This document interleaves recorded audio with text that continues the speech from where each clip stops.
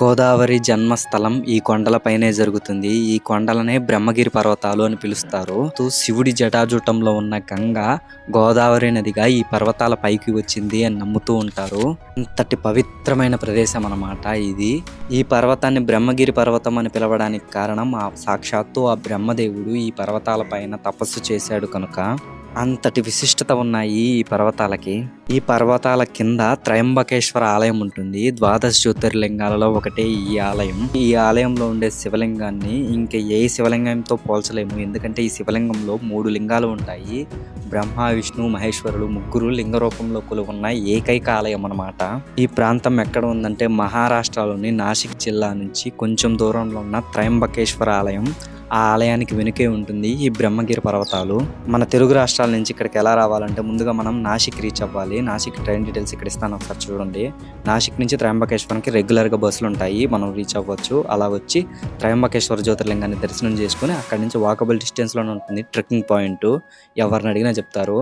ఇక్కడ ట్రెక్కింగ్ చేసేటప్పుడు ముఖ్యంగా మనం గుర్తుపెట్టుకోవాల్సింది ఏంటంటే ట్రెక్కింగ్కి 3 నుంచి 5 గంటల టైం పడుతుంది. మన ఫిట్నెస్ని బట్టి 3 నుంచి 4 కిలోమీటర్లు ఎత్తు ఉంటుందన్నమాట. ఈ కొండలు ఎక్కడానికి రూటు కొంచెం డిఫికల్ట్గా ఉన్నా సరే ఎక్స్పీరియన్స్ మాత్రం అద్దిరిపోద్ది. నేను రైనీ సీజన్లో వెళ్ళాను, అందువల్ల చూడటానికైతే అద్భుతంగా ఉంటుంది.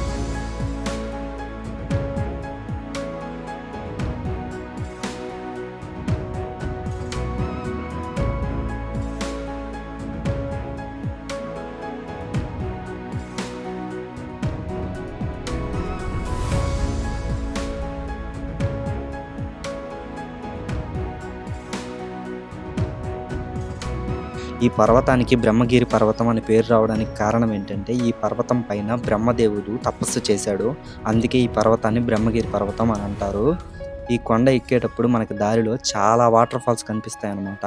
వానాకాలంలో రండి, ట్రెక్కింగ్ ఎక్స్పీరియన్స్ అయితే మీ లైఫ్లో గుర్తుండిపోద్ది. అంత అద్భుతంగా ఉంటుంది ఈ ట్రెక్కింగ్.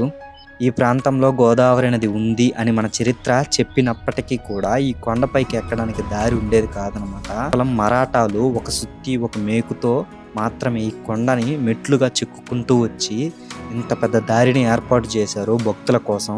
వాళ్ళకి నిజంగా హ్యాట్స్ ఆఫ్ అసలు ఇంత మంచిగా ఏర్పాటు చేసినందుకు.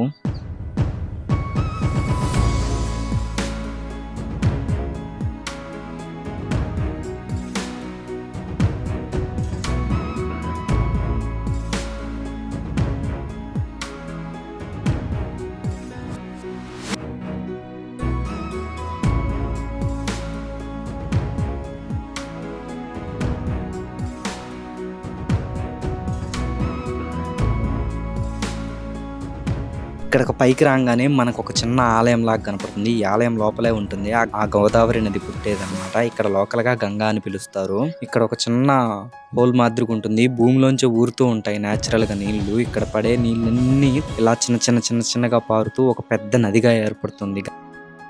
ఈ ట్రెక్కింగ్ మాత్రం లైఫ్ లో మర్చిపోలేము, అంత అద్భుతంగా ఉంటుంది. ఈ గోదావరి నది అసలు ఇక్కడికి ఎలా వచ్చిందంటే గౌతమ్ మహర్షి తన గోహత్య దోషాన్ని పోగొట్టుకోవడానికి శివుడిని ప్రసన్నం చేసుకొని గంగను ఈ భూమి మీదకి తెప్పించాడనమాట గోదావరిగా. గోదావరి నది మహారాష్ట్రలో త్రయంబకేశ్లో జన్మించి నాసిక్ అలాగే ఆంధ్రప్రదేశ్లోని రాజమండ్రిలో 9 పాయలుగా చీలిపోయి బంగాళాఖాతంలో కలుస్తుంది. ఇది ఆ గోదావరి నది యొక్క చరిత్ర.